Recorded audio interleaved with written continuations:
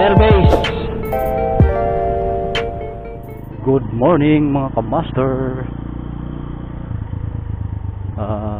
For today's video mga kamaster, tayo ay pupunta ng ating church. At araw po ngayon ng Sabado, tayo ay magbibigay magbibigay tayo ng isang araw. Sa loob ng isang linggo ay lagi yan may isang araw na para sa ating Panginoon. Ngayon, araw ng Sabado, tayo ay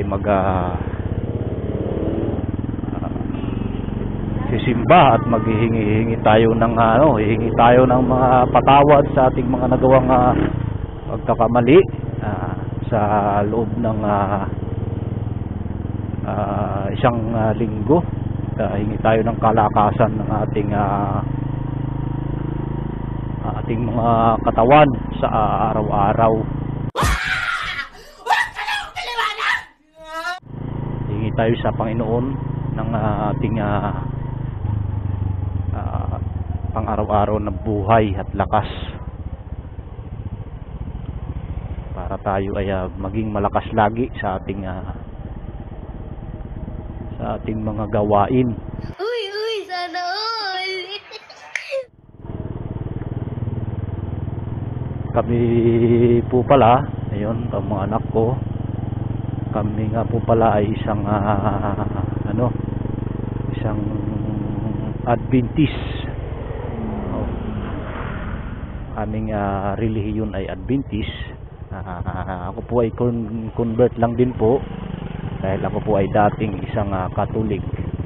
Sa kanila ko kasi sa kanila ko nakita ang pagmamahal at sa Adventist na relihiyon ay doon ko nakita ang saya at pagmamahal sa kapwa. Ayun, kaya ako nagdesisyon na mag-Adventist. Salamat, ako'y nagpapasalamat pala sa aking mga masugid na mga tagapanood, sa aking mga subscriber. Maraming salamat sa inyo at patuloy lang ninyong suportahan ang ating mga video, ang ating mga vlog na ginagawa. Bagamat ito'y dito lamang muna tayo dahil yun nga di pa tayong panggasolina, di pa tayo nakakalayo. Patuloy lang na suporta at para tayo ay lumagong lalo. Sa mga nakapanood ng aking mga video na di pa naka-subscribe, huwag ninyong kalimutan na pindutin ang ating subscribe button pag sakaling na panood ninyo ang ating mga video. Huwag kayong makalimot pagpindot dyan ng ating subscribe button, tapos pakikalimbang ng ating bell ice cream para update kayo pag i-upload natin ang mga bagong video natin. Okay? At iwan pala ako sa inyo dyan sa screen. Sa screen, may screen tayo dyan. Mag-iwan ako dyan ng talata sa mga taga-Efeso. Iwan ko na lang dyan isang talata na para sa lahat, mga taga-Efeso. Sa Efeso 1 chapter 1 verse 6 tayo. Yan, iiwan ko na lang dyan sa aking screen. 6 hanggang 7. Ayun. Shout out sa aking mga kapwa vlogger, moto vlogger. Yun, shout out sa inyong lahat.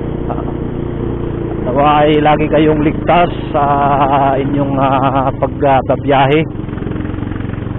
Lagi kayong gabayan ng ating mahal na Panginoon Jesus. Huwag kalimutan mag-pray na Lord, nawa sa aming lakad na ito ay sa aming biyahe ay inyo kaming gabayan.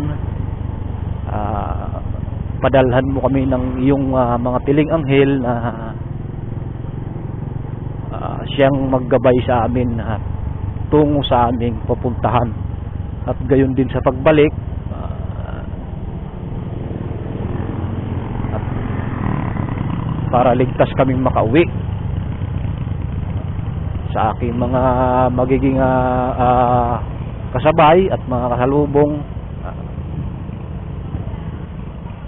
Gabayan nyo sila para mapalayo kami lahat sa kapahamakan o anumang sakuna sa kalsada.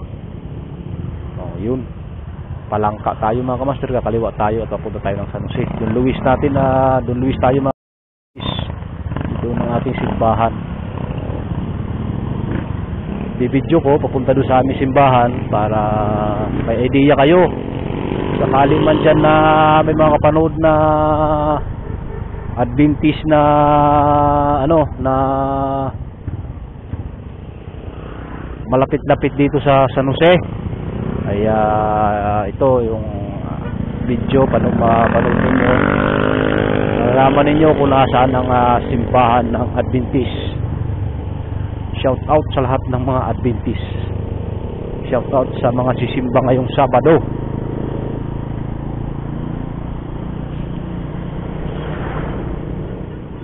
San Jose Town proper.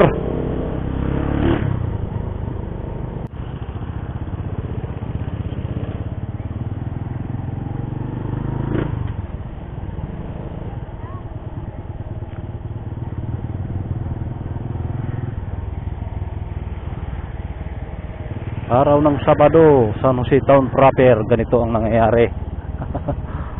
Kumpul-kumpul. Yun, parisan, parisan. Mabilihan dyan na parisan,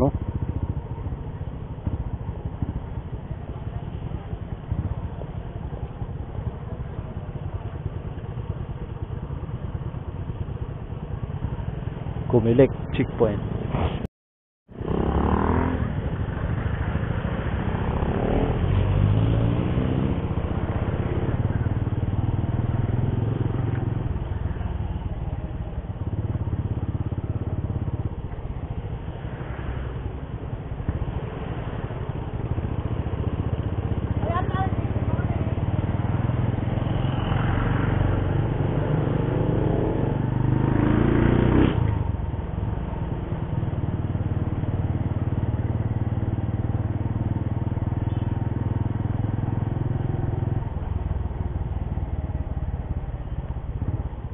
Ayun yun, may yung nakamotor na PWD.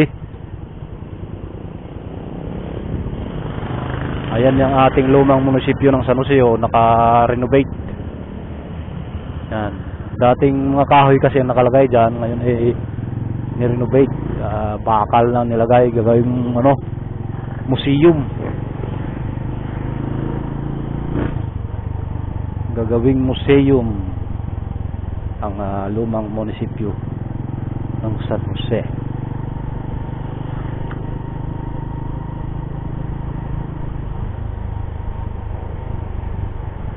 Shout out kay Boss Jiwa. Ito yung kanyang pisto, kay Boss Jiwa na pisto. Shout out sa'yo.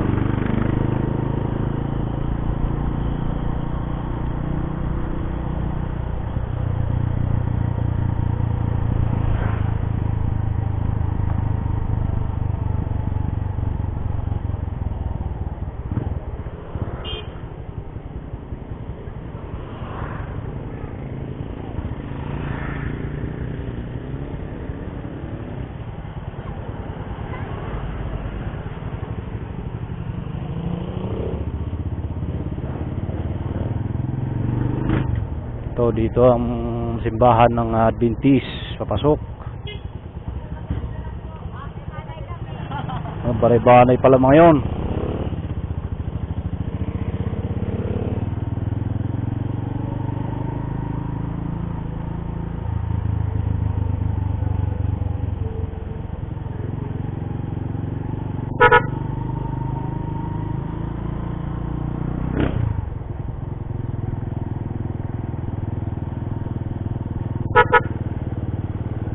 Ayun.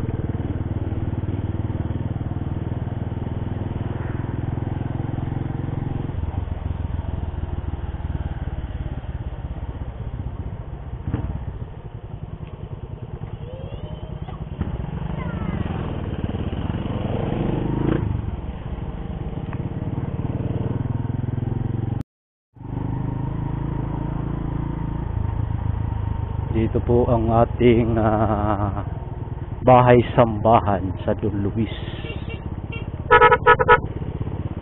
Kulang hangin ang service ng church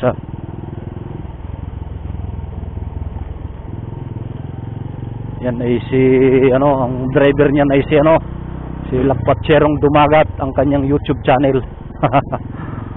Si Lakpatserong Dumagat, shout out kay Lakpatserong Dumagat.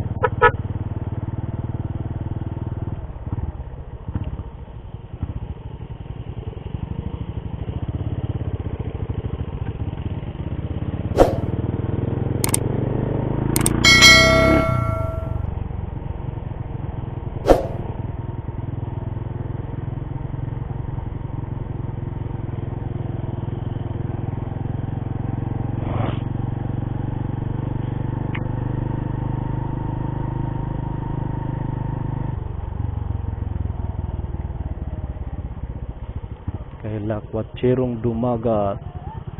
Talagang penalty talaga yan dyan na gate. Ang angas mo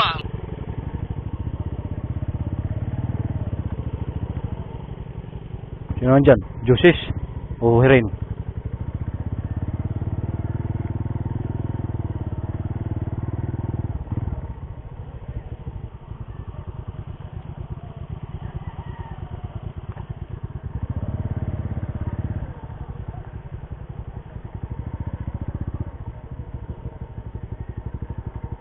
Ito na ang aming simbahan.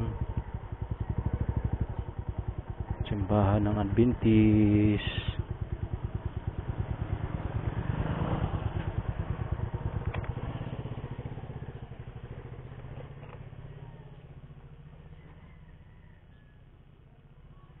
Yan po ang simbahan ng Adventist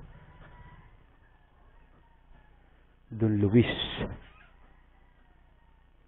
Napakaganda po.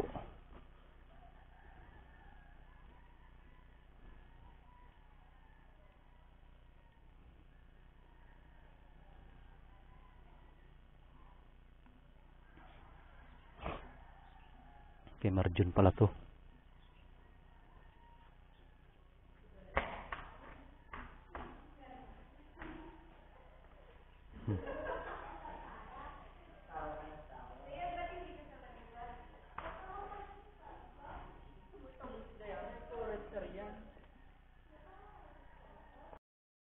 Sa Panginoon, pwede pa natin lahat gawin ang lahat.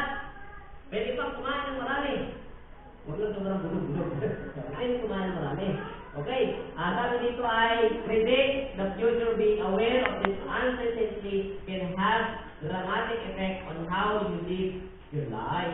Napakalating na natin ang ating no one knows how much time they have. Yung oras ay napakahalaga sa atin. Sa school, mahalaga din.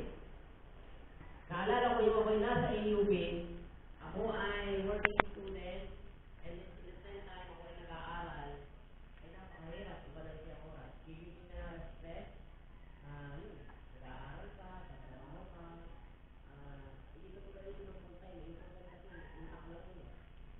Walang bahala doon. Kasi bahay mo sa bahay, pero pag ikaw ay nakakalaman, diba? Aasikat mo yung bahay ko, maglilinis ako, maglilinis lahat. Oras yun, paglalap ako. Kasi pag hindi ko nalagyan ng oras yun, future ko.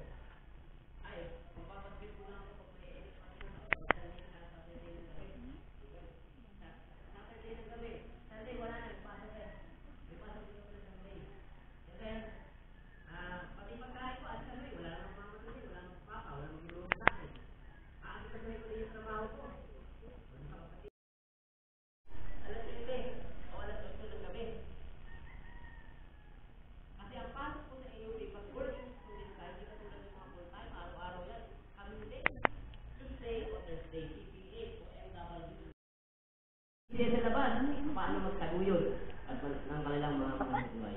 Okay, oras, napakahalaga. Okay? Okay, time is the most precious resource because you can get it back. Alam niyo na to. Ano? Napakahalaga po ng time is good.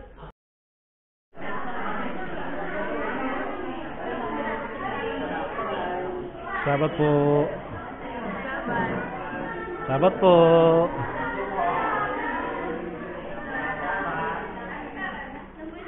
Shout out sa akin, my friend. Sabat. Sabat. Sabat. Sabat na na. Sabat po ate. Sabat. Sabat. Sabat, kamaster. Hey, oh, mapapanood mo yung sarili mo sa YouTube.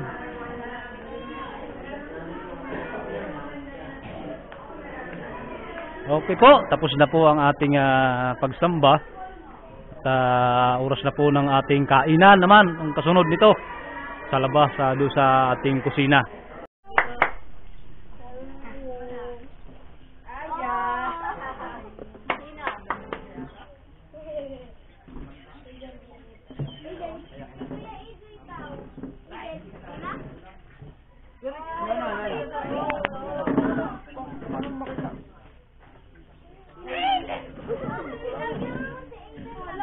Dapat pala ganyan ang binibili ko. Priority.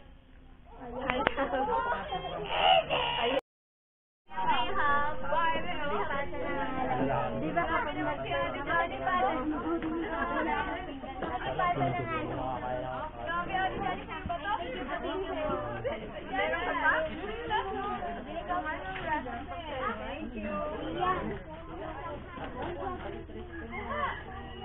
Napakasaya po ng ating